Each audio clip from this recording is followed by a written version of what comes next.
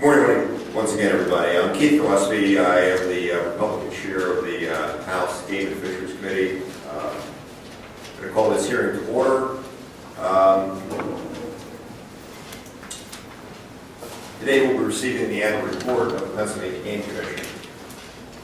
I'd like to have the members, numbers here are going to fluctuate because there are appropriation hearings going on as well as other committee members, so please be understanding as people come and go throughout. But maybe we can have the members identify themselves, starting with Representative Maloney. Good morning. Representative Maloney, Berks County, the 130. John McGinnis, 79th District, Blair County. I'm the 37th District up in northern Lancaster County, and I want to give a special thanks. Yesterday I did a film cruise up in Middle Creek Wildlife Management Area, and it was wonderful. So. Brett Miller, 41st District, Lancaster County. Sitting in for my great colleague from the Democratic side is Representative Mullery. Gary Mullery, Luzerne County, 119th Legislative District. Okay, why don't we go ahead and get rolling here with this. We're pleased to have Matt Hough, the Executive Director of the Game Commission, with us this morning to present the agency's annual report. Mr. Hough, whenever you're ready. All right. Good morning, Chairman Gillespie and members of the House Game and Fisheries Committee. It is truly my pleasure to appear before you today and deliver the Game Commission's 2014 annual report. It's kind of hard for me to believe that a whole year has passed since the last time I was here. And I guess that just goes to show how time flies when you enjoy what you're doing and you're having fun. I would like to start with updates on two of the biggest wildlife challenges that we are currently facing. And I know these are of interest to several members of this committee. The first is chronic wasting disease, or CWD, which was first detected in a commercial deer farm in Adams County in 2012, and that led to the creation of our first disease management area. CWD was later found in 3 hunter-harvested deer in Blair and Bedford counties later the same year. It's already in our second disease management area. And in the spring of 2014, it was found in another deer farm in Jefferson County. That caused the creation of a third disease management area in the Jefferson County area.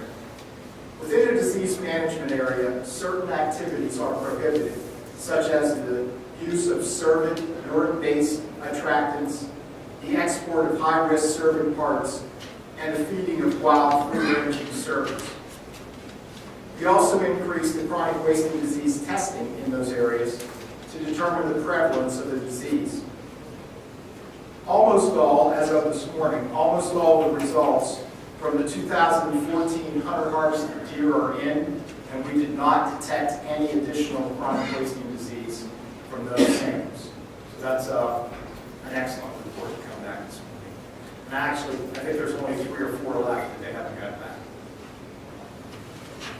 For this past season, we created the first disease management area and antlerless hunting permit within disease management area number 2 in Blair and Bedford counties, where CWD has been found in the wild.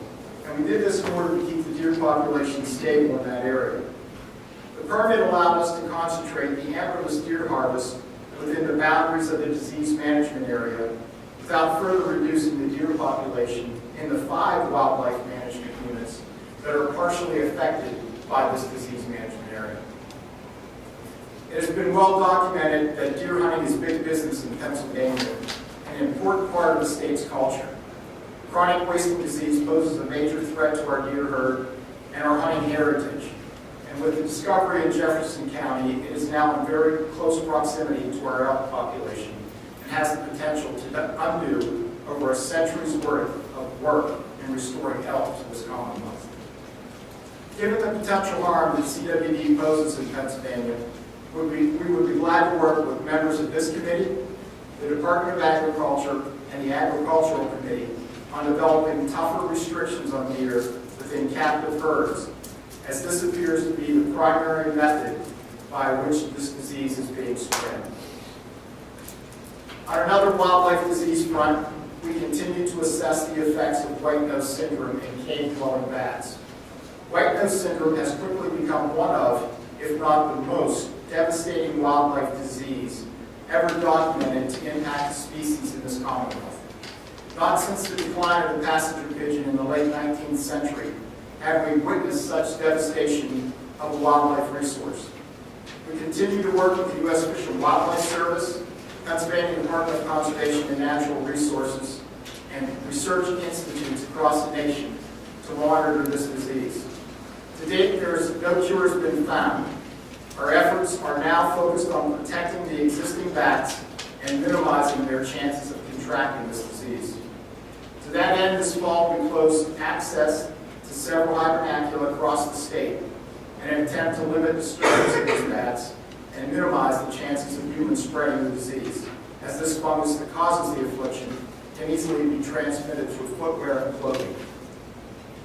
In 2014, we trained and graduated the 30th class of the Rosslofer School of Conservation. 25 new officers have been assigned to districts across the state. Our officers recorded more than 200,000 enforcement contacts this past fiscal year and detected more than 20,000 violations. Of those violations, warnings were issued at a ratio of nearly 2 to 1, with 13,530 warnings and 7,045 citations. Officers from the Commission's woodland tracking team assisted in the manhunt of Eric Frame, for which they received the gratitude of state, local, and national law enforcement agencies that relied upon their expertise in gathering evidence in a secluded and heavily wooded environment. Our wildlife conservation officers will benefit greatly from the passage of House Bill 2178 of 2014, which authorized them to use body cameras in the performance of their duties.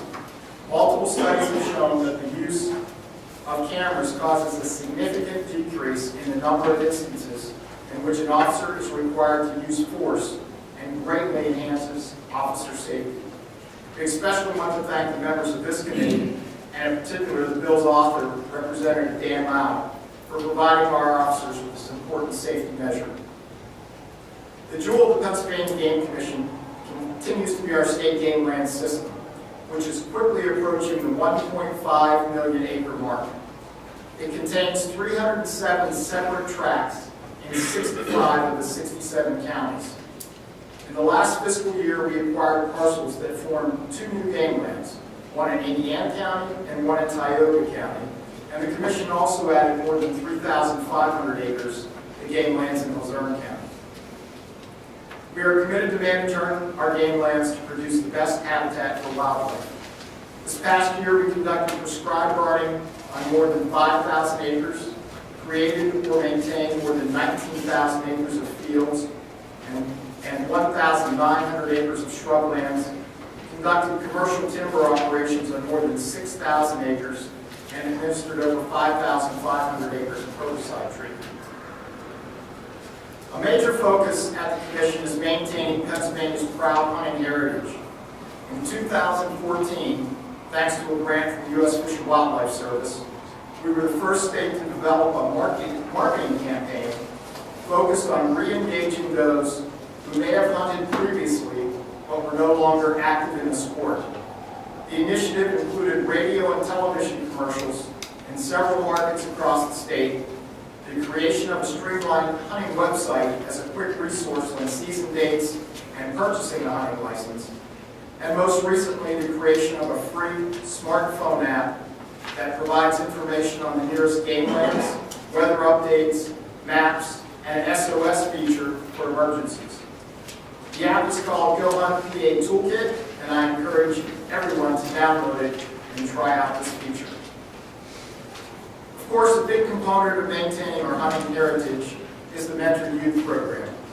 The 2013-2014 license year, we issued 35,380 Mentor Youth permits, the most ever since the inception of the program. The board, Game Commission Board, recently voted in favor of a proposal that will require that an adult supervising a mentored youth to give his or her antlered deer or turkey tag to a youth under the age of 7 who is successful in harvesting a deer or turkey. This came about as a response to complaints that the program was being abused by adults who were using it for the opportunity to fill extra tags. The board will vote on whether to finalize that proposed regulation at its April meeting, and we would appreciate any input that you may have on that subject. Our hunter trapper education program continues to provide quality, effective training for first-time license buyers. This past year, we certified 41,462 students through the program, which is the most to ever graduate in 1 year. We've used web-based analytics to schedule more classes at convenient times and locations, and are seeing the upswing in graduates as a direct result. We also recently developed an online hunter trapper education program for those ages 16 and older, and in less than 2 months that it has been in existence, more than 200 individuals have successfully completed the course. We have received very positive feedback from those who took the class, with many stating that they were curious about hunting for some time, but never had the opportunity to take a class near them at a time when one was scheduled. While this is new for the Game Commission, online classes have been in existence in multiple states for the past decade, and none of those states have seen a change in their hunting safety statistics. Nonetheless, we will closely monitor this program to ensure that those who use it to buy a license are receiving an education that matches the quality of the one provided by our instructors in traditional classes.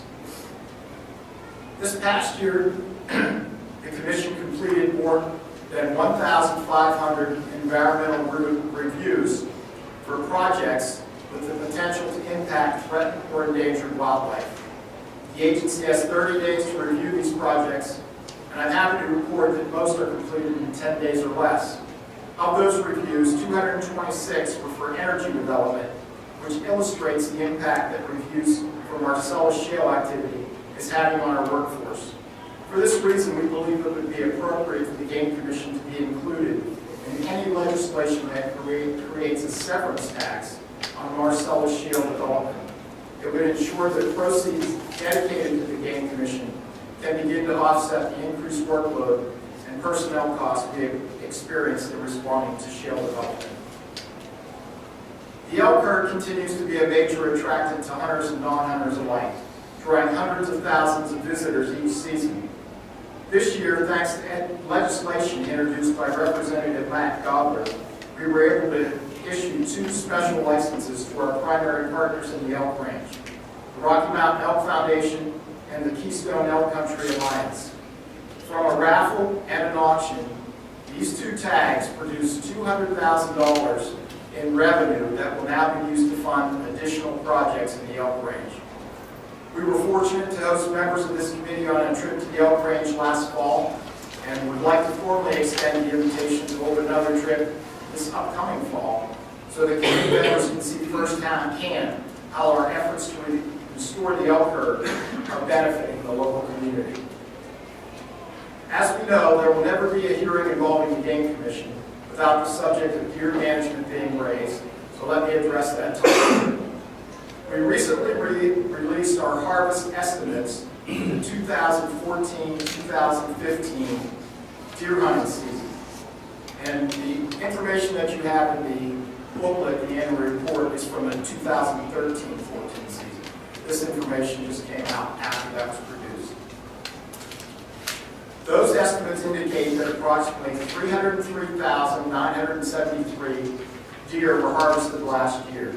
This represents a 14% decrease in the harvest totals from the prior year. Now, as all deer hunters know, there are a lot of factors that influence harvesting deer, such as weather and the abundance of food, and those factors worked against hunters for most of this past deer season. However, there is another, even bigger factor, and that is the fact that the Commission lowered the antlerless allocation by almost 60,000 tags going into the past season. A lowered allocation usually means 2 things. Fewer deer will be harvested in the season, and more deer will be available on the landscape the following year. The decline in the harvest estimate for last year confirms the first part of that equation. Pennsylvania continues to be recognized as a premier deer hunting state due to our abundance of public land and a stable deer population. We also consistently produce one of the leading harvest rates among the northeastern states. As one example of the national recognition we receive, each year Bowhunter magazine ranks the states according to total harvest density and archery harvest density, and Pennsylvania consistently ranks near the top of this national publication. And we continue to see hunters harvesting older, more mature bucks than ever before. This past season, which you don't have that information in the book, 57% of the antler deer harvested were 2.5 years, or at least 2.5 years of age or older, which has not been that way in many decades of deer hunting. This year we offered a free big game scoring session at our Harrisburg headquarters, and employees and volunteers worked for 9 hours measuring potential record gold trophies.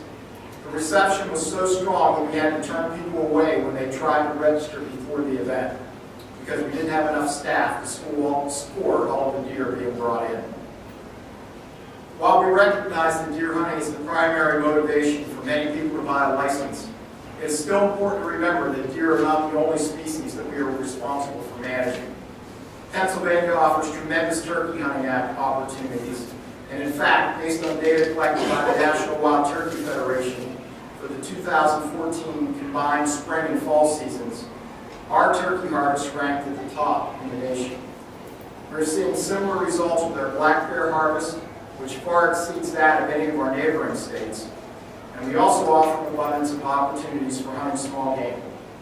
Those fortunate enough to be drawn for an elk license have an opportunity to pursue a world-class trophy bull. Very few states can offer the variety of game species and the overall quality of hunting that we have here in Pennsylvania. Finally, just as there won't be a hearing without a discussion on deer management, so too must the issue of finances be discussed. Specifically, the agency's need for a hunting license increase. The last increase in the cost of a hunting license was in 1999, when a general hunting license went from $12 to $19. The Peony hunting license is the least expensive license in the nation, and I've included a chart on the final page of my testimony that shows the cost of our hunting license compared to other states. In the past few years, we have not made pursuing a license increase a priority for the agency. This is because we were poised to reap a short-term benefit from leasing Marcellus shale rights on game lands. I am proud to report that we struck the right balance between maximizing the value of our interest in a manner that minimized the impact to wildlife and sportsmen. But we always knew that the Marcellus shale would not be a permanent fix to the agency's long-term funding needs. While development of the shale allowed us to address some immediate concerns, such as equipment for our employees and training several new classes of WCOs, revenue from shale development cannot take the place of the North American wildlife management model, which provides that hunters fund conservation through purchasing license. In accordance with that model, which has guided conservation for decades, we are once again asking for an increase in the cost of a hunting license to provide more funding for the agency.